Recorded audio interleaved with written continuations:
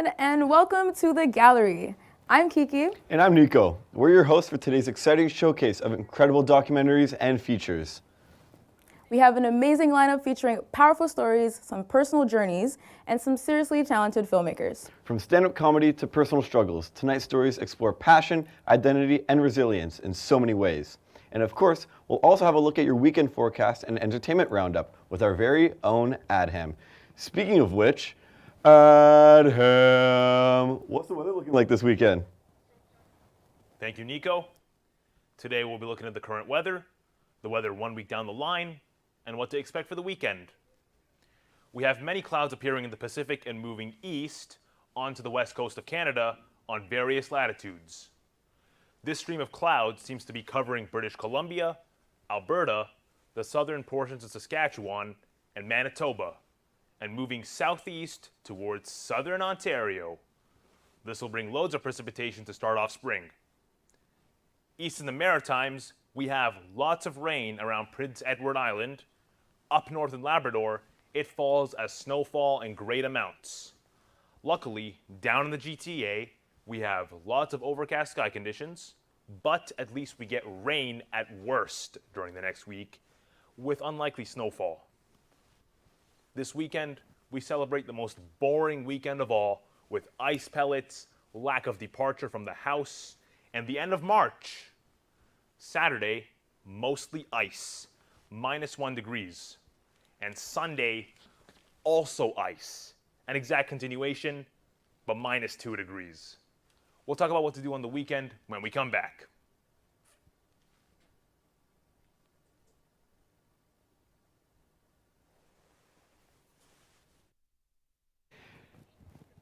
Thanks, Adham.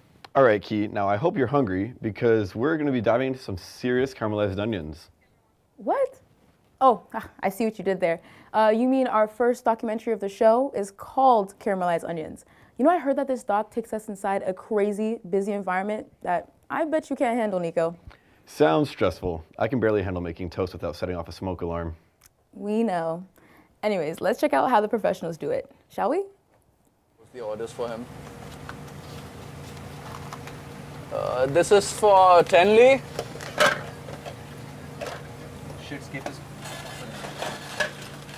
So usually when I start my shift, I arrive over here, just check the stocks first, ask my line cooks what exactly has been done since morning, clean the line up, especially the dishwash section. That's something that I need to get rid of. I don't like to work in the mess.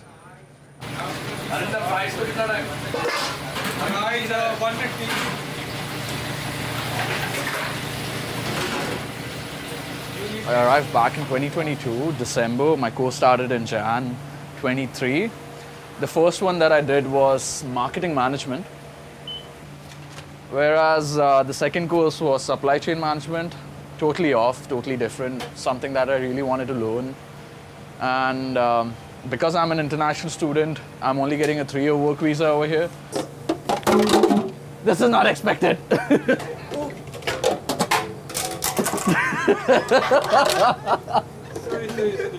We're just gonna reuse that actually comes up to the point wherein I'm done with my visa and then I have to apply for my permanent residency. That's PR. Supply chain is a field that I can actually tap into because that's something that's needed by Canada. Pardon? You normally keep yourself calm on the line. I actually put it all on my subordinates over here, like the people who are working with me. I put it all on them. They take the beatings. I'm just kidding, I'm just joking about it. I just try to keep myself calm as much as possible.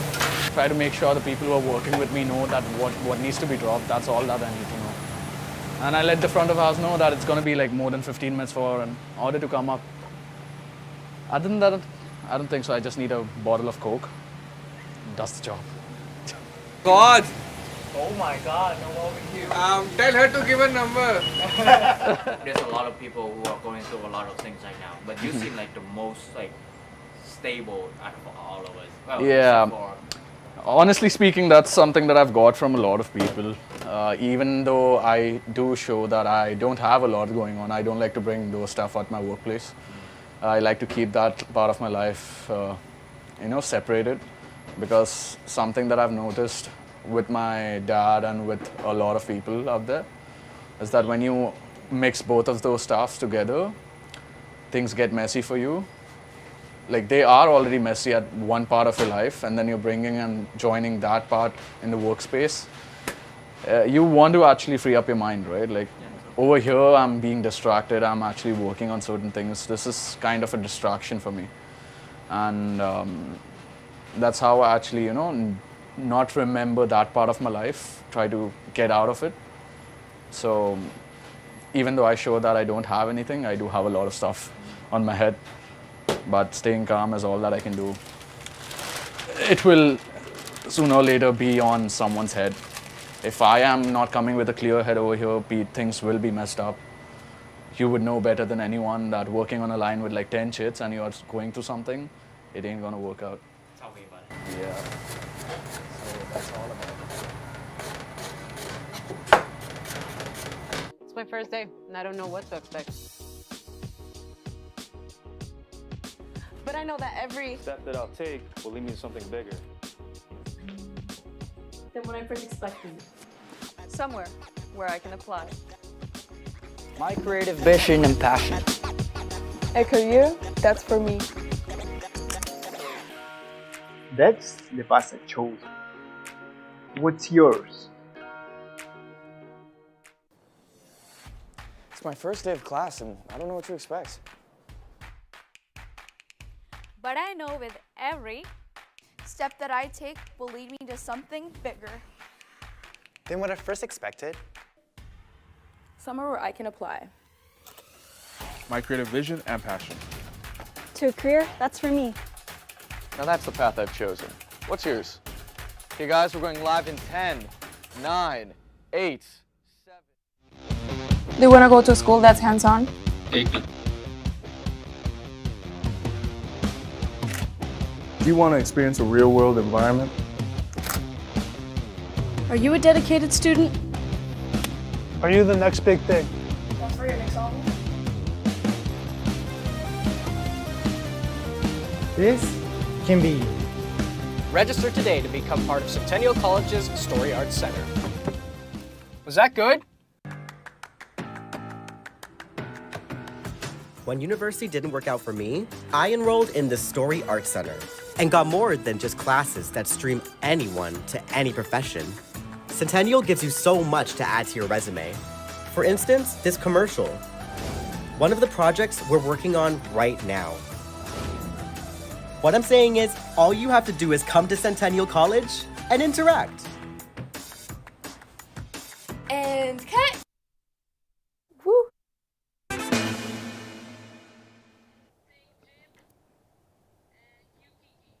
Whew, that was intense. You taking notes, Nico? Nope. Next, we have a documentary about a time traveler who opens up about their adventures and how experiences have changed them.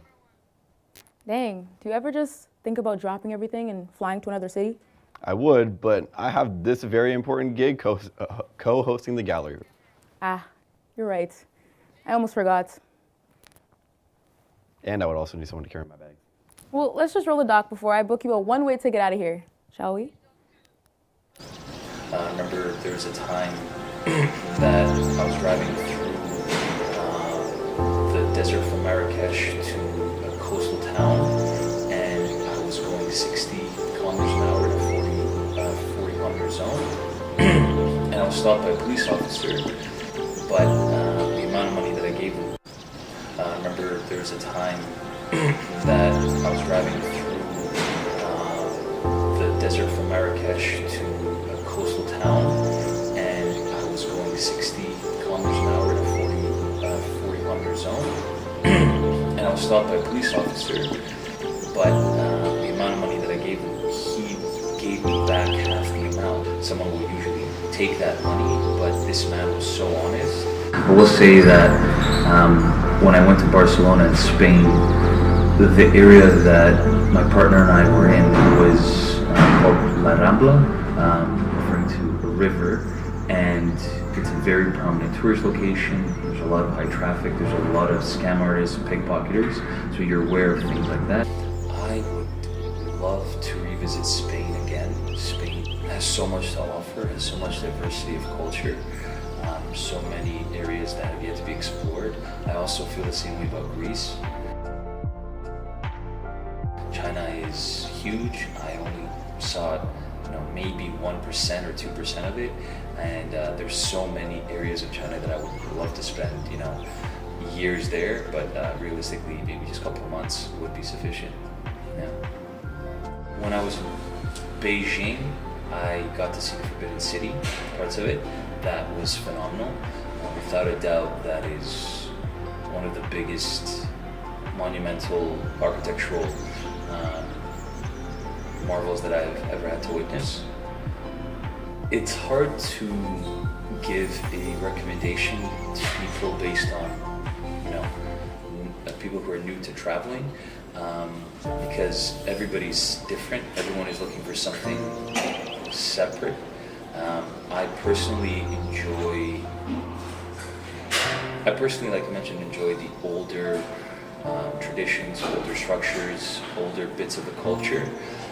I'm looking for things when I travel. I try to look at a place with new eyes, and hopefully in doing that, I can add a set of eyes to my collection, which is how does someone from that culture view their surroundings. A simple tactic is when you go traveling, obviously you should read about the general history of it, but by all means pay for a guide.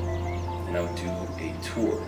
Those are, easily the quickest and best investments when you go traveling, because now you've been around the block, someone's taking you around, they've given you historical context, which is paramount, and now you know what you want to go back to.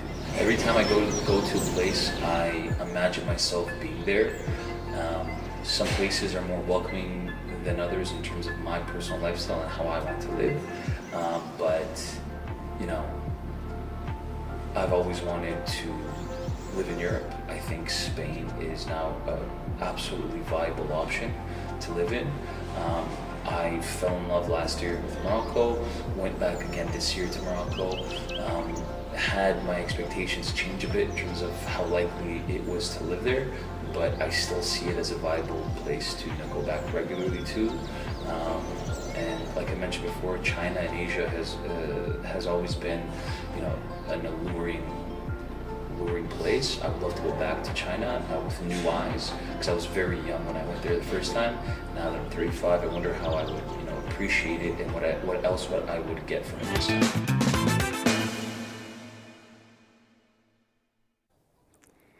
Now, let's get into a more serious mood and look at a touching documentary. And I heard that there's snow globes involved? Snow globes? I have one from every country I've been to. My collection is deep. Impressive, Nico. And I bet your house is almost like a mini North Pole gift shop. But enough of your collection. Let's dive right into this documentary called Melodies in Glass.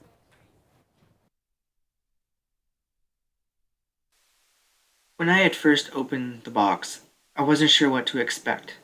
It had arrived from the Children's Aid Society, my name carefully printed on the label, but no sender I recognized. Inside, nestled in tissue paper, was a snow globe, a music box, delicate and intricate. A card rested beside it, the handwriting unfamiliar yet strangely intimate. I then realized it was from my biological mother and grandparents, people I had never met, strangers yet tied to me in ways deeper than words could ever explain. For a long time, they were just that, names on paperwork, shadows in my history. But in that moment, as I turned the snow globe over in my hands, it became something more. A connection, however distant. A link to a past I hadn't lived but was still somehow mine. It wasn't an heirloom, not something passed lovingly through generations, yet in its own way it carried a history. A story. Not one I had been told, but one I was beginning to understand. At first it was just an object, a gift from people I didn't know, from a life that had never been mine. But as time passed, as I wound it up and listened to its soft, tinkling melody, I felt something shift. The snow globe, this music box, it had started as a symbol of absence, a reminder of what I didn't have, but it became something more, a bridge between past and present, between what was and what could be, a piece of a story I was still writing. I wasn't born into traditions, into well-worn family customs or heirlooms filled with memories. But I've come to realize that I can create meaning, shape my own narrative. I can take this snow globe and let it become something more than what it was meant to be. A keepsake not just from them, but from me. Each time I wind it up, I listen closely, not just to the music, but to the quiet understanding growing within me. This is my biological mother, Carla. This is my biological father, Ray, spelled R-A-E. And this is me when I was very, very tiny. Like, I don't think I was even 1 year old yet. And then we have a quote, a baby is born with a need to be loved and never outgrows it. I'm not sure who said that.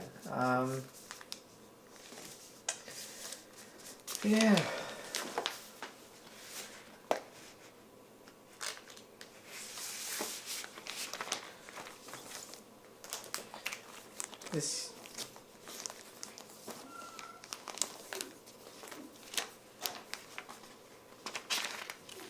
This here is another photo of my biological mom. Here we have Carla, once again. And this here is my nonna. And in Italian, that translates to nonne. Correction.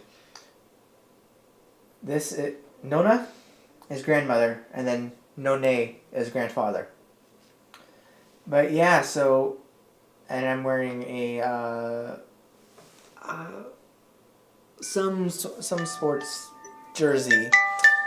Apparently when I was younger I wore a lot of sports jerseys.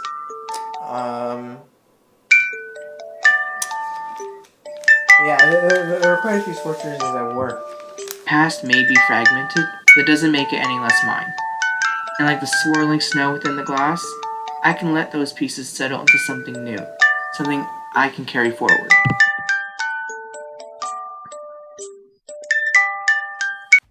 It's my first day of class and I don't know what to expect.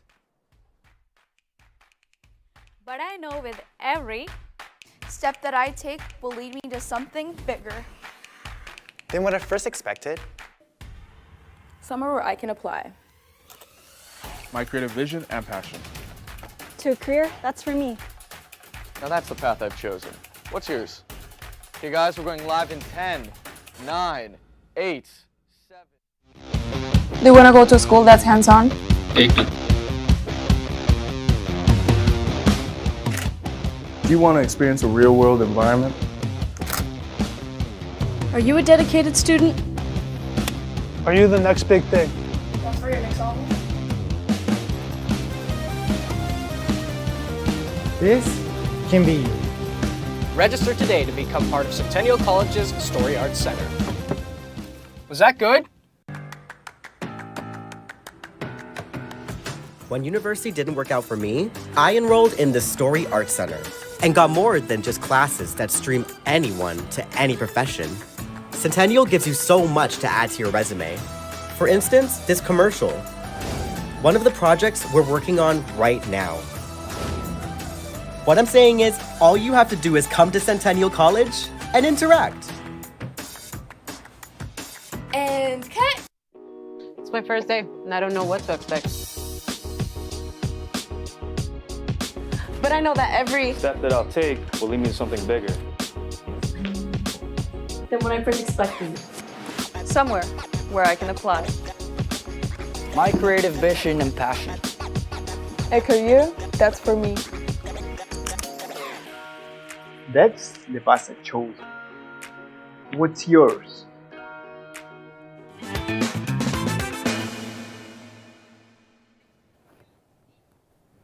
And welcome back. I'm still thinking about those snow globes. Oh, that's completely, it completely touched my heart, man. Next up, actually, is a very interesting documentary that explores a religion that unites science and faith. Science and faith together? That's deep. My biggest debate is whether pineapple actually belongs on pizza. Spoiler alert, it does, and I don't even want to argue with you with that right now. But anyways, let's focus ourselves into this dog called We Are Eternal.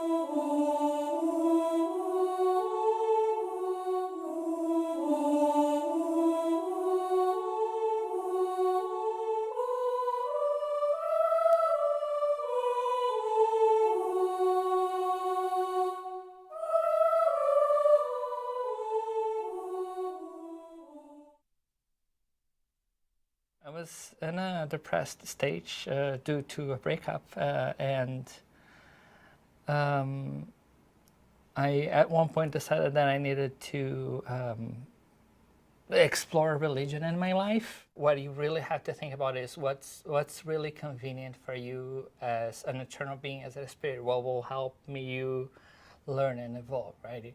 You can do whatever, right? God allows us to do basically anything, including pretty horrible things, but everything will come with a consequence, and you have to think of that consequence when you make your life decisions.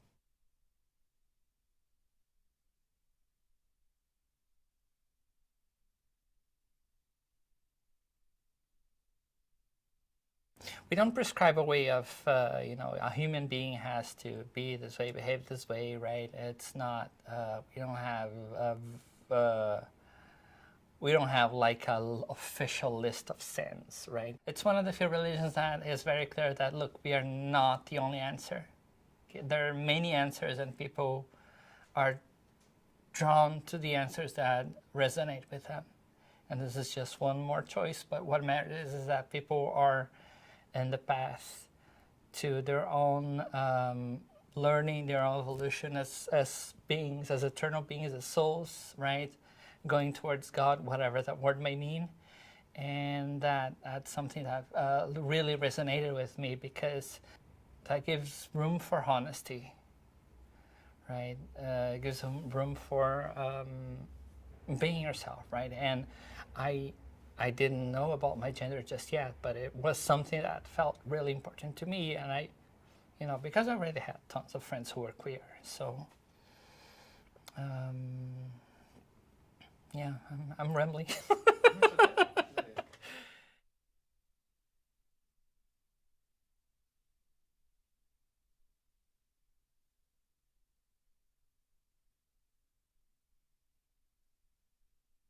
It is my biggest source of hope. For me in particular, it's the way you have found to help other people, right?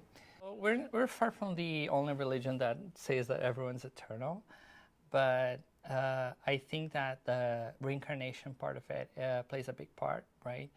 Because otherwise you think that, oh, it's just the 50, 80, 100 years that I lived, and then that's it. But in Spiritism, we get this view that it's really not, right? You have to have several experiences in different genders or in combinations thereof, like me, and every different life that we go through will teach us something. So Jesus is seen as a really a spirit that is a lot older than any of us, but other than that, a spirit like us that has learned, has evolved, has know how to deal with any problem and know how to empathize with other people, understand their pains and heal them, and both physically and emotionally. And as such, he is a model, something that we have to aspire to be. As distant as we may be, that's what he was here for. And those are things we learn to do, we practice doing, becoming better people, loving other people. Your only mission in life is saving yourself, right? And I think that resonates with the Spiritist teachings, because what we have to do is make the best of the life that we were giving for ourselves.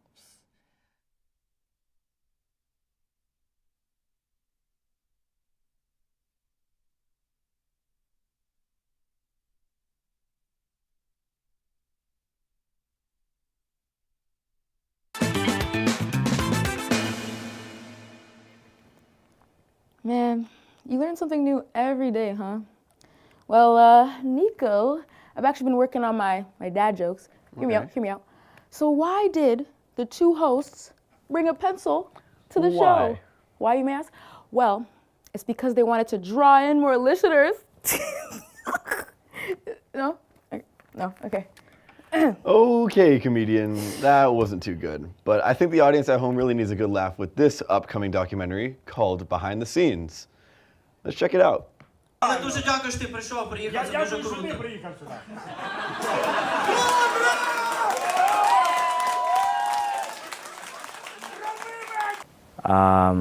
Well, I was in LA, in California, and I took a class, and from there, it just never stopped. My favorite joke, I mean, there's a lot of them, it depends on the situation, but I'm from Chernihiv, Ukraine, and not a lot of people know about Chernihiv, Ukraine, especially here in Canada or in the States. So I usually try to explain them by saying that Chernihiv is not a Chernobyl, that in Chernobyl, you know, there was a big boom and everybody moved away, and Chernihiv, no big boom, but still everybody moved away. How did you get into acting? I was looking for a job to make some money. No, everybody loves me. Did you ever had like a stage fright? Yeah, all the time. How do you do that? I drink a lot. What do I think is a comedy? It's making people laugh and talking about stuff that people are afraid of. I mean, if you do it, if you really love it, it's hard. It's not always rewarding, but if you see some results in the end of the day, and if it's worth for you, then yeah, keep going. It's soul fulfilling for sure, but one advice, hustle, for sure. Hustle, go out there, meet people, talk to people, be nice to people, that's important. People really like when you talk to them, and a lot of comedians, from what I've seen, a lot of comedians, they're afraid to talk to people because they don't know how they're gonna react, and maybe they don't have a lot of experience, so on the stage they're very afraid when they're on the stage, and when you're afraid you can't really see people, you can't really talk to people, and you can't really listen to people. If you have a message, you'll be okay. If you're there to do something that you don't really believe in, then you'll have a lot of fear, but if you're honest, you'll be okay. When you interact with the audience, like, what would you call it, improvisation, crowd work, you get to know people, and you make them part of the show. Probably the crowd is not Ukrainian. Because Ukrainians usually, you know, they don't laugh, they go, good. Very good. I laugh inside. Because of the war, I didn't feel like doing that. But I started to do more stand-up just because I could bring laughs. And in hard times, usually people want to have that release, and they need to laugh. Because if it's all inside, that's not good. And people live with that, so they don't want to hear it when they come to the show. They want to live in this imaginary world, and I don't want to remind them of the real world. So I kind of stay away from jokes about the enemies, at least for now, just because, you know, we don't have to think about it all the time, especially when, you know, we're there for an hour. What advice you can give for people that are trying to get into acting or into stand-up comedy? One advice I can give them is don't do it.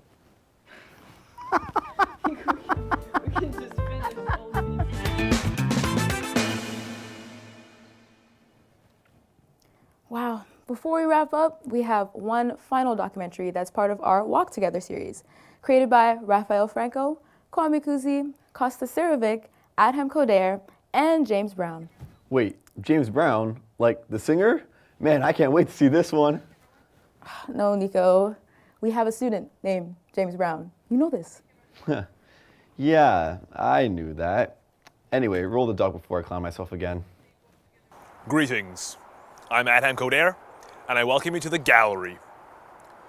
Today, I am your host, and we'll be walking in the Don Valley Brickworks.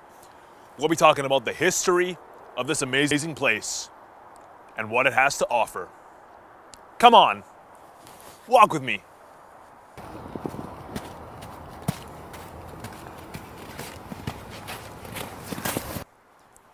I'm very excited to be here with you all today. This is our first destination, the Beltline Railway Lookout. It offers a very nice view of the brickworks, which used to be 5 times as deep. Basically, in 1830, the Taylor brothers decided to open up a paper mill here. And the same brothers, in 1889, opened up the brick-making factory that we know as the Don Valley Brickworks. These were the same bricks used to build Casa Loma between 1911 and 1914. These were also the same bricks used to build the St. George campus of University of Toronto. The bricks in the brickworks were also used to build several private homes and buildings in the city of Toronto. Mind freak. This over here is the abandoned Beltline Railway. It opened alongside the brickworks in 1890 and finally finished in 1892. This railway was used to transport bricks from the brickworks and between the town of York and East York. The railway was also used as a form of transportation around the city of Toronto and what we now know as Midtown Toronto. The railway is now just a bunch of abandoned tracks hovering on the side of the brickworks, but it makes a nice view and a nice trail. Speaking of trails, there is literally a gravel trail tracing the Beltline Railway. Let's go take a look at it. As of now, we are currently standing in the midst of the Beltline Trail. The Beltline Trail was built alongside the Beltline Railway in order to trace the Beltline Railway and where it went. It offers a beautiful 10-kilometer nature walk, and it starts at Caledonia Road, west of Dufferin Street. It starts off as the York Beltline Trail, because it starts in the town of York, and east of Allen Road, it turns into the K. Gardner Beltline Trail. The K. Gardner Beltline Trail goes all the way to Mount Pleasant Road, where it ends at a cemetery, but it resumes right after the cemetery and is the final brickworks portion of the Beltline Trail. This portion takes you down to Rosedale, where it ends at the brickworks. It is a very nice trail, offering lots of nature, and this trail is also an amazing place to walk your dogs.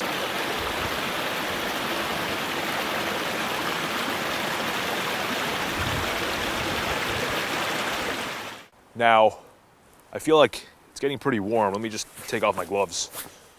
Whew. Walking the Beltline Trail. We are currently at the Governor's Bridge Lookout. The Governor's Bridge Lookout was constructed in the 1990s when Evergreen took over.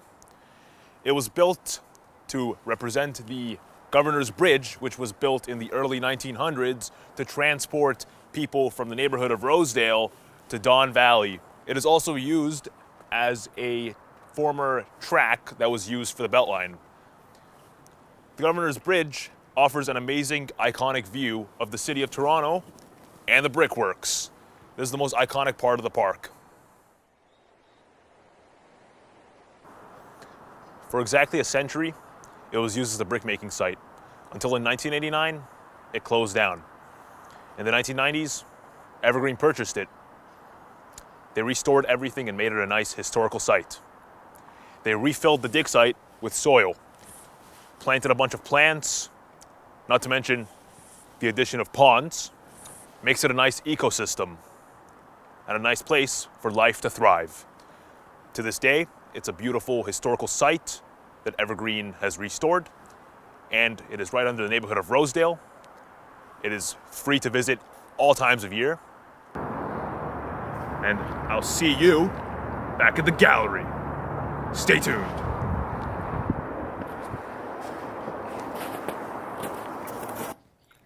And that's our show for today, and I hope you all enjoyed our incredible stories. And a huge shout out to all the talented filmmakers that displayed their work today, and a huge shout out to all of you guys for watching. But before we go, we've got one last little piece of things. Live music! Woo! Let's do it.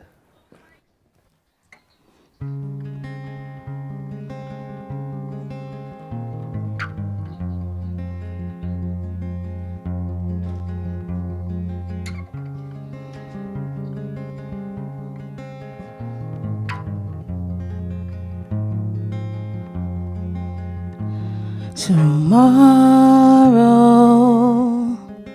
the world will turn. Tomorrow, I'll chase the burn and learn to breathe again. Somewhere in the dark, I'll catch the wind. I know morning will come. Songbirds will sing to me melodies of the sun as they sung before. Somewhere in the dark, I'll catch the wind. Somewhere in the dark, I'll let them in.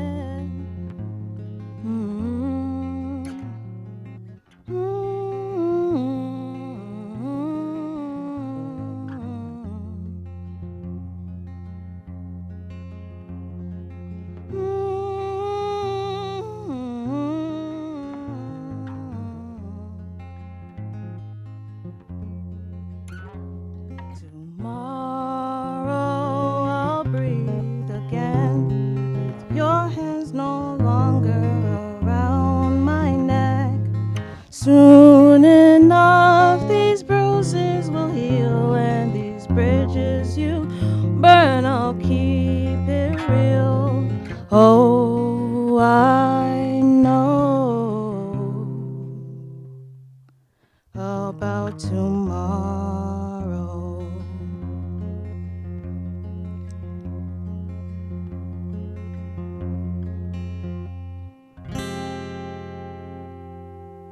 Thank you.